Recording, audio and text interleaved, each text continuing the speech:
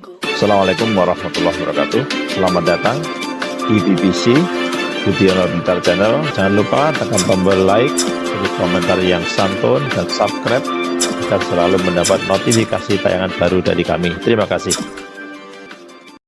Saya ingin membaca Quran itu fase fil makna. Fase itu artinya jelas, runtutan logikanya jelas. Sehingga barokahnya fase itu logika Quran atau logika yang dibangun Quran itu menjadi benar-benar logika yang diterima siapa saja, termasuk diterima oleh orang kafir. Kita tahu Umar itu masuk Islam sebelum mondok apa gak pernah mondok?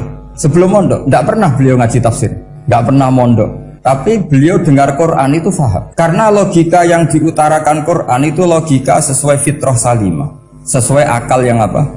Sehat. Saya di mana-mana cerita karena ini kebanggaan para mufassir. Ketika Jubair bin Mut'im bin Adi menceritakan bapaknya yaitu Mut'im bin Adi. Beliau adalah orang yang sangat pintar sekali sehingga didelegasikan oleh kafir Quraisy untuk jadi negosiator di Asra Badrin. Jadi perang Badar itu kan ada Asra Badrin, orang-orang kafir yang ditawar Islam. Kemudian orang ini diutus untuk jadi negosiator. Singkat cerita pas datang ke Madinah, pas Rasulullah SAW baca surat Wattur wa kitabim mastur fi raqim mansur sampai ayat am khuliqu min ghairi syai'in am humul khaliqun sampai ayat am khalaqus samawati wal ard. Di ayat itu Allah menceritakan kalau Tuhan-Tuhan yang kamu anggap Tuhan itu sebagai Tuhan, misalnya Lata, Uzza, Manat, nggak apa-apa kata Allah. Tapi kata Allah, saya minta bukti prestasi mereka apa kalau sebagai Tuhan itu. Apakah pernah ikut menciptakan langit bumi? Atau kalau nggak bisa menciptakan urun kata Allah, urun semen sak-sak kata Allah, penting urun. Sehingga logika lalu terbangun, prestasinya apa? Tuhan-Tuhan yang kami tuhankan itu. Kata Allah, Qul ara'aytum ma tad'una min dunillah aruni madza khalaqu minal ardi am lahum syirkun fis samawati. Kalau mereka Tuhan, tunjukkan prestasinya ke saya kata Allah. Apakah mereka terlibat dalam penciptaan langit dan bumi? Atau kalau nggak bisa menciptakan 100% kata Allah setidaknya urun. Ya tadi urun semen, am lahum syirkun fis samawati. Syirkun maknanya urunan. Lalu ketuhanan berhala Uzza dan sebagainya batal karena ayat ini. Orang kafir berpikir wah ini tidak Tuhan karena nggak punya prestasi apa-apa. Lalu mereka secara ekstrim malah berpikir ateisme, tidak mengakui adanya Tuhan. Kalau nggak diakui adanya Tuhan berarti alam raya ini dimulai dari ketiadaan. Logikanya berarti begini, hadhil maujudat khalaqahal adam. Langit yang karuan wujud, bumi yang karuan wujud, hewan-hewan yang karuan wujud, matahari, rembulan, lautan semuanya wujud. Kemudian semua maujudat ini dirumuskan khalaqahal adam, diciptakan oleh ketiadaan. Pertanyaannya adalah ma huwal junun asyaddu min hadza. Kegilaan apa yang lebih parah ketimbang ini? Karena sesuatu yang wujud dimulai dari sesuatu yang tidak wujud. Berarti sama dengan mengatakan hadhil maujudat khalaqahal adam. Semua yang enggak ada ini diciptakan oleh sesuatu yang enggak ada. Jadi semua yang ada diciptakan oleh sesuatu yang enggak ada. Maka Quran ketika ngendikan am khuliqu min ghairi syai'in. Apakah kalian semua atau mereka semua diciptakan min ghairi syai'in, min ghairi khaliqin maujudin. Saya ngecek di beberapa tafsir termasuk bukan kitab tafsir tapi maknanya sama seperti di Ihya. Masa alam raya seindah ini, seeksistensi ini, senyata ini kemudian diciptakan oleh sesuatu yang tidak. Mereka akhirnya mikir, ya harus diciptakan oleh sesuatu yang ada. Nah karena sesuatu yang ada ini posisi pencipta, maka harus berstatus super. Nah super ini oleh ulama dibahasakan wajibil wujud. Maka zat yang menciptakan ini namanya zat sing wajibil wujud. Lalu wajibil wujud ini oleh Islam disebut Allah Subhanahu wa ta'ala. Kayak apa fasihnya Quran bikin logika? Atau orang yang jadi Tuhan itu yang mengklaim sebagai Tuhan itu juga mungkin, yang penting mewujud. Siapa itu? Fir'aun. Fir'aun itu mengaku sebagai Tuhan. Dia sudah sah dari segi dia wujud. Namanya orang wujud punya eksistensi, mungkin berkreasi. Saya ulang lagi, namanya orang wujud punya eksistensi, tentu mungkin berkreasi. Tapi pertanyaannya begini, ketika Musa tanya, pertama ditanya Musa, lalu kamu kalau menyembah selain saya nyembah siapa? Kata Musa, Rabbul Alamin. Siapa Rabbul Alamin? Rabbus samawati wal ardi, yang menuhani langit bumi. Terus kata Fir'aun tidak jawab, manggil Haman. Haman, kamu kan arsitektur, coba ibnili sorhal la'ali abluhul asbab. Ya Haman ibnili sorhal la'ali abluhul asbab. Bangunkan satu piramida yang tinggi, la'ali at-tali'u ila ilahi Musa, saya ingin melihat Tuhannya Musa. Lalu kemungkinan Tuhan di bumi, kata Fir'aun, ma'alim tulakum min ilahin ghairi, kemana-mana saya melihat yang jadi Tuhan saya. Musa ngerti kalau Fir'aun ini pekok cara bahasa Jawa itu menerangkan sifatnya Allah itu dengan sifat yang sederhana, tapi justru dengan sederhana ini Fir'aun tidak bisa jawab. Terus Nabi Musa ganti argumentasi, Rabbukum wa Rabbu abaikumul awalin, yang nuhani nenek moyang kamu, leluhur kamu. Itu terperangah, kagetnya bukan main Fir'aun. Karena para umatnya, para punggawanya lalu berpikir, kalau ini Tuhan berarti buyut-buyutnya nggak ada Tuhan, kan Tuhannya datang terlambat. Makanya Pak Jokowi kalau dituduh PKI gak terima. Saya ini lahir tahun berapa gitu, pas ada PKI itu masih 4 tahun, masa ada PKI balita. Ini enggak, ini ada Tuhan balita, Tuhan terlambat. Pertanyaannya adalah kalau Fir'aun itu Tuhan, lalu bapaknya, mbahnya, buyutnya Tuhannya siapa? Makanya ketika Allah disifati Nabi Musa, Rabbukum wa Rabbu abaikumul awalin, yang nuhani nenek moyang kamu, itu kagetnya bukan main. Dan semenjak itu banyak punggawa Fir'aun yang iman. Ini yang akhirnya nanti jadi waqala rajulun mu'minum min ali fir'auna yaktumu imana. Atau yang menjadi ayat wajah rajulun min aqsal madinati yas'a. Kenapa mereka menjadi iman? Karena logika Fir'aun Tuhan itu gugur, runtuh.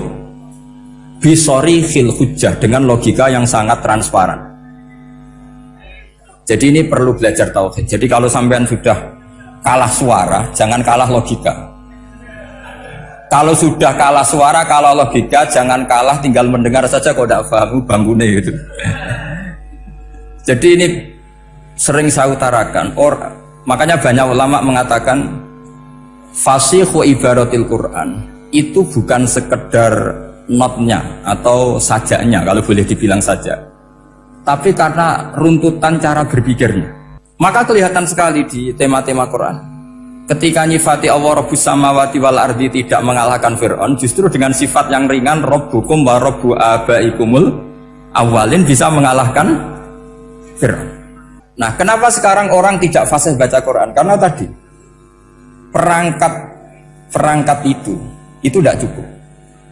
Saya berkali-kali matur, juga sering matur Mbah Mus, saya itu masih belajar Al-Ibris, Mbah Misbah, Marbawi, semua khazanah tafsir, baik yang bahasa Jawa, bahasa Melayu, itu masih saya pelajari. Termasuk saya pelajari lughatnya, mulai lughat yang setengah benar sampai macam-macam. Saya tadi matur sama Profesor Said Aqil Al-Munawwar, memang bacanya harus urut Said Aqil Al-Munawwar, karena sekali salah Said Aqil Sirat, sebenarnya nggak apa-apa, ini sama-sama orang alim. Cuma tidak tahu nasib di publik ini, nggak tahu saya ya, macam-macam lah gitu. Namanya orang banyak, nggak usah dijelaskan. Tapi semuanya baik. Saya pernah ketemu Pak Said Aqil Sirat itu bilang gini, Gus, orang jadi wali itu sebabnya 2. Mungkin kalau kayak jenengan banyak pecintanya, yang doakan banyak. Kalau saya banyak yang benci, wah itu ngilangi dosa gitu kan. Batin gue dasar wong alim bener wah. Jadi beliau nikmati memang itu. Karena babanya beliau itu sama dengan babah saya yang dari keluarga Kudus. Buyut saya itu kakaknya buyutnya Pak Said Aqil.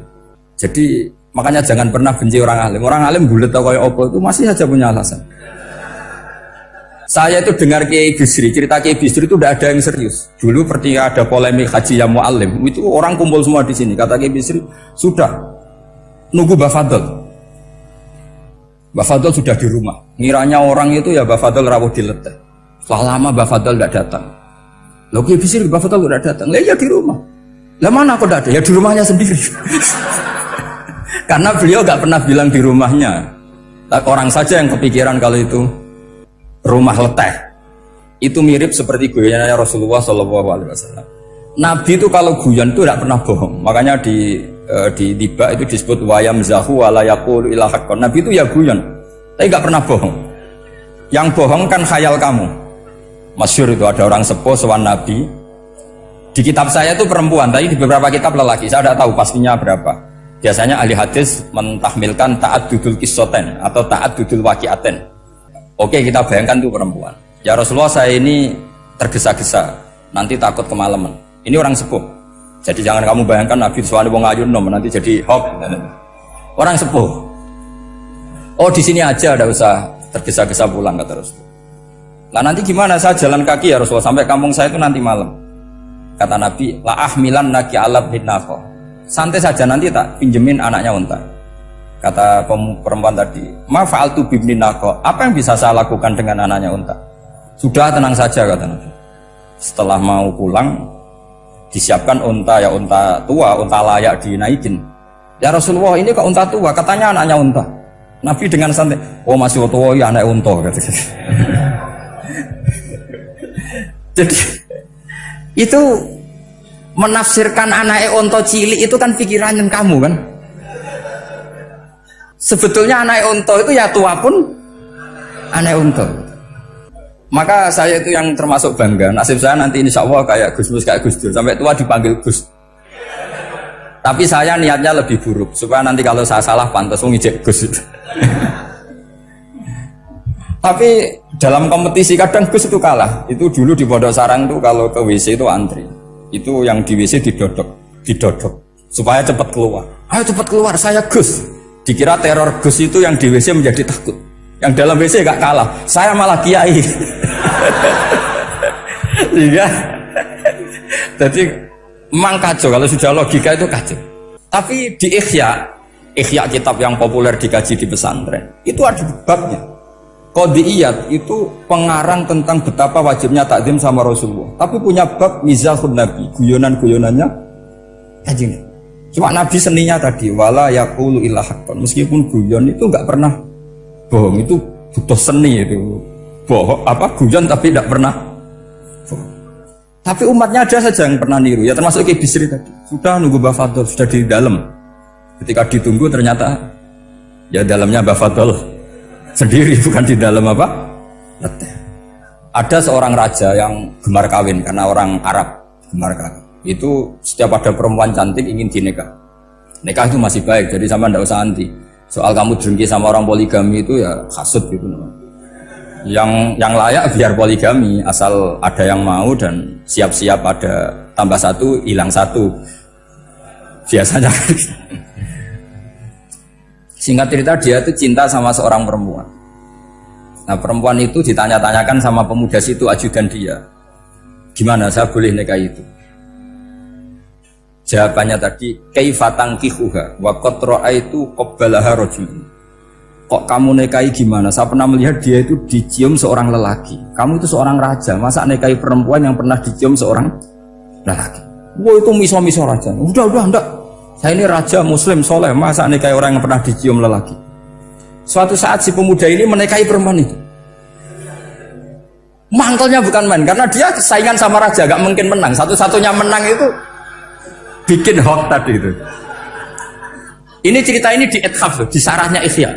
Kamu kira di ini di cerita Alfu Yaumin wa Lailatin Abu Nawas, enggak, ini cerita di Ithaf. Kitab yang sangat sakral karena sarahnya apa? Ihya. Setelah nikah, maki-maki raja. Orang tidak punya harga diri, perempuan pernah dicium orang kok dinikahi. Tadri mandalikar rojul, kamu tahu siapa lelaki itu? Huwa abuha, yaitu bapaknya. Oh terrajan wasem, nggak ngerti gue. Jadi apa? Kiai-kiai dulu itu rileks. Sehingga saya datang ke sini ketika diminta sama Mbak Mus. Sebenarnya nggak diminta, diperintahkan. Karena pasti pakai agak-agak otoriter gitu. Karena di atas kita, jauh di atas kita. Mbah Mun guru saja manggil beliau Lek. Karena kita tahu Mbah Mus punya ibu, ibunya itu binti Khalil Harun. Mbah Khalil itu, saya punya manakibnya banyak tentang Mbah Khalil Harun. Jadi beliau itu adiknya Umar Harun. Mbah Umar Harun itu dulu alim-alimnya Ki Sarang, setelah Mbah Ghazali itu Mbah Umar Harun. Termasuk Mbah Khalil Harun yang ngaji sama kakaknya Umar Harun. Setelah beliau alim alama, singkat cerita setelah menyelesaikan pendidikan, pindah ke Kasingan itu dibawain santri oleh kakaknya, namanya Umar Harun. Nah Mbah Harun itu punya istri namanya Mbah Sinto, itu saudaranya Mbah Ghazali. Makanya Mbah Mun manggil Mbah Mus itu Lek, karena Mbah Mun ke Mbah Ghazali itu Mbah Mun Nyai Mahmudah binti Ahmad.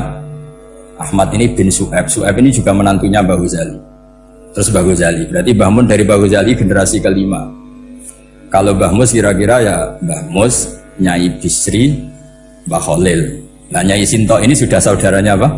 Mbah Ghazali. Berarti Mbah Mun dengan Gus Mus itu kalah satu tokoh di urutan nasab, makanya manggil apa? Lek.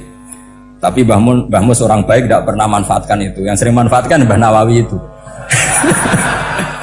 Karena pernah sepuh itu, wah sembrono kalau sama saya itu.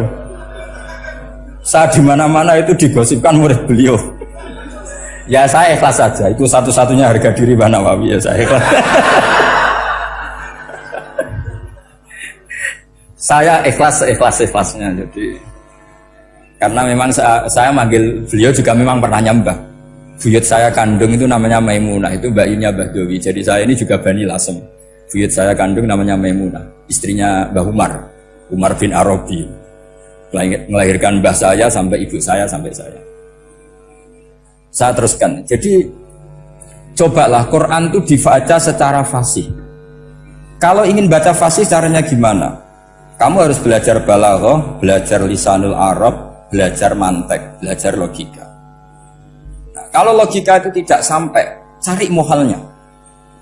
Ini fatwanya Said Robdon Al-Buti, juga fatwanya semua ulama usul fikih. Saya ulang lagi ya, kalau logika kamu nggak paham, cari sisi muhalnya. Saya ulang lagi, cari sisi muhalnya. Misalnya kamu angan-angan tentang Allah nggak dok, sedurungnya Allah itu sopo. Misalnya kamu angan-angan gitu. Sama agama tentu itu dilarang, tapi orang filsafat tetap saja nyari itu. Lalu hentikan pencarian itu, yaitu tadi katakan saja hadhil maujudat yastakhilu ayyakhluqahal adam. Sesuatu yang maujud tentu enggak mungkin disebabkan oleh sesuatu yang tidak ada. Fa innal adama la yu'athiru aslan wa la yakhluqu aslan. Namanya sesuatu yang enggak ada pasti tidak berstatus pencipta. Namanya saja enggak ada. Akhirnya la budda min ayyasbiqu hadzal alam maujudun. Maka alam ini harus didahului sesuatu yang maujud. Lah maujud ini yang oleh Islam disebut Allah Subhanahu wa ta'ala. Sudah selesai di sini. Tinggal delok TV, tinggal ngopi, turu sampai setannya setruk karena nunggu mau bikin was-was itu lagi. Loh saya itu termasuk kiai paling sering lihat sinetron. Kadang ya lihat Mak Lampir itu sering terjadi. Sampai istri saya itu protes, Gus, dengan kata orang banyak orang alim kok senengan itu Mak Lampir. Karena setan mau menggoda saya tentang berpikir Allah. Jadi dia ngenteni. Itu malah mikir Mak Lampir gitu. Setelah lihat Mak Lampir biasanya saya itu lapar, terus makan. Habis makan tidur. Setannya masih nunggu mau was-was. Ternyata saya habis bangun ngopi lagi. Kadang lihat berita orang ditangkap KPK macam-macam. Ini penting saya utarakan supaya setan itu tidak menang. Jadi ciri utama setan itu kata Rasulullah SAW, setan ini goda umatku, hadhil jibal khalaqaha Allah, hadhil ardo khalaqaha Allah, hadhil bihar khalaqaha Allah, faman khalaqaha Allah. Itu makanya banyak orang jurusan filsafat keblinger karena tanya Allah itu siapa.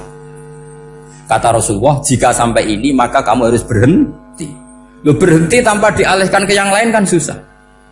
Tinggal aja lihat dulu sinetron. Ya paling gampang ya Mak Lampir, kan ada takut-takutnya sedikit. Karena kalau lihat sinetron anak-anak milenial itu kalau ada artis cantik sampai nangis. Karena istri kamu tidak seperti itu. Jadi ini trik ya. Trik supaya melihat TV tapi tidak nyesal. Makanya saya milihnya Anggreng Darmo, Mak Lampir. Ya saya nggak mikir maknanya. Butuhnya setan bin mangkol itu. Karena ngenteni saya mikir itu ternyata tidak mikir itu lagi. Jadi makom saya itu beda, sama-sama lihat sinetron. Mungkin saya jadi wali karena lihat sinetron. Mungkin ya. Makanya banyak wali itu gak bisa diduga. Banyak orang jadi wali itu justru karena makan, justru karena melakukan hal-hal yang cara orang banyak itu salah. Itu Abu Yazid Al-Bustami itu pernah tanya sama Allah. Kak Haman gak usah bayangkan caranya tanya gimana. Enggak wali ya enggak tuh. Sudah enggak usah tanya itu. Abu tanya gini, ya Allah, orang sesregep saya dalam ibadah sedekat ini sama jenengan. Lalu saingan saya dekat jenengan masuk surga itu siapa? Sama Allah ditunjukkan orang yang tidur, itu tidur yang. Ya teman kamu yang tidur di kamar. Nggak terima Bu, ya ini gimana kok bisa setingkat saya, orang yang tidak tidur gitu. Yang saya ibadah terus, istighfar terus. Tapi jawabannya Allah nih, wah ibadah terus itu mergo wedi aku. Jadi kan nganggep aku itu rodok-rodok jahat gitu. Iki tuh ratu mergo yakin aku apian, mulane ditinggal turu. Jadi sampean jangan tiru makom saya ketika tidur. Itu punya kelas khusus. Tapi jangan tiru, ini cerita saja, sampean tidak harus niru. Karena sampean kalau niru, itu harus ada Abu Yazidnya. Abu Yazid sudah nggak ada. Tapi itu ilmu. Ilmu yang cocok tidak cocok harus kita kaji. Saya tadi jagungan sama beliau, sama Profesor Said Akil Al-Munawar. Beliau cerita, sebetulnya sekolahan saya itu tentang usul fikih, tapi terkenal saya Profesor Tafsir. Tapi saya suka ilmu usul fikih, meskipun korbannya ya banyak. Biasanya orang jadi liberal gara-gara ya usul fikih. Sebenarnya nggak perlu dipikir lah, itu macam-macam. Begini, dalam usul fikih yang mainstream itu kan ada hukum wajib, haram, ya makruh, terus macam-macam lah. Termasuk ada mubah. Mubah itu boleh dilakukan, boleh ditinggalkan. Dalam ilmu usul fikih sebetulnya definisi mubah boleh dilakukan, boleh ditinggalkan itu salah. Karena begini.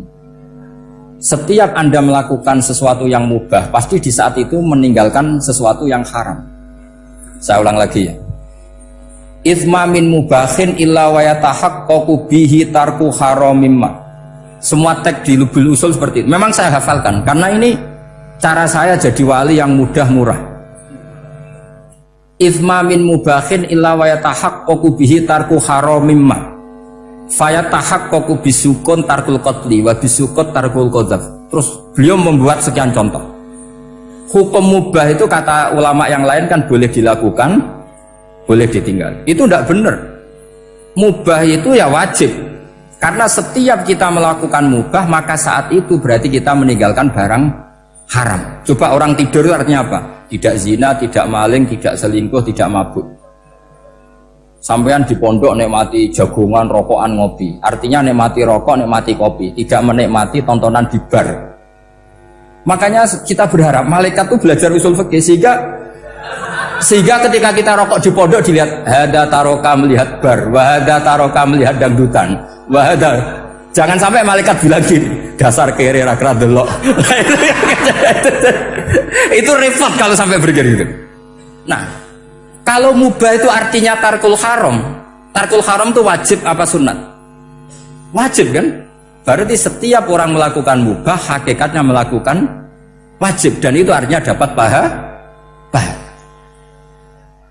Salah sampean ngaji ra khatam, dadi nglakoni mubah itu mengira tetap mubah. Maka berbahagialah orang yang ngajinya khatam. Makanya setahu saya kiai-kiai Mbah Mun ya sering guyon. Setahu saya Mbah Mun kalau ketemu Mbah Mun ya guyon terus. Guyonnya ini adalah waminal qutbi kata Imam Ghazali. Qutbu hadzal al-istilzat bil mubahat. Poros agama ini pada akhirnya adalah nikmati sesuatu yang dibolehkan Allah Subhanahu. Orang itu kalau fasik, mau makan siang aja kalau nggak ditemani perempuan cantik nggak bisa makan. Mau jalan-jalan kalau nggak ditemani perempuan cantik nggak bisa jalan-jalan. Kalau kiai-kiai itu enggak. Gujluk-gujlukan gue seneng ira karuan. Dulu terkenalnya Kiai Bisri, Kiai diundang katanya mau ada menteri. Ternyata menterinya ya beliau tidak masak antok di sini. Karena maknanya menteri itu pembantu presiden. Semua kita adalah bantu presiden terlaksananya kedamaian itu. Loh iya kan? Saya berkali-kali ngomong di mana-mana. Apa artinya menteri pertanian kalau kita tidak nanam padi? Mbok pinternya kayak apa tetap nggak ada ketahanan pangan. Sekarang menjadi ketahanan pangan itu rumusnya menteri apa karena petani mau nanam padi? Itu hakikatnya membantu presiden dalam ketahanan pangan. Cuma petani lebih keren karena tidak butuh digaji. Kalau menteri ya keren tapi kurang keren karena masih dapat apa? Gaji. Akeh tunggale lah nak mikir untuk gaji. Nah petani ndak mikir nggak dapat gaji. Oh itu keren. Selalu rakyat lebih keren dibanding pejabatnya. Memang gitu aturannya begitu. Aturannya begitu. Kamu saja yang kurang syukur. Jadi rakyat tuh gremeng. Enak jadi menteri. Ya sudah itu hak kamu, tapi saya tidak berpikir seperti itu. Teman-teman, terima kasih telah menonton video ini. Semoga bermanfaat bagi kita semuanya. Amin amin ya rabbal alamin. Ini kita akhiri. Wassalamualaikum warahmatullahi wabarakatuh.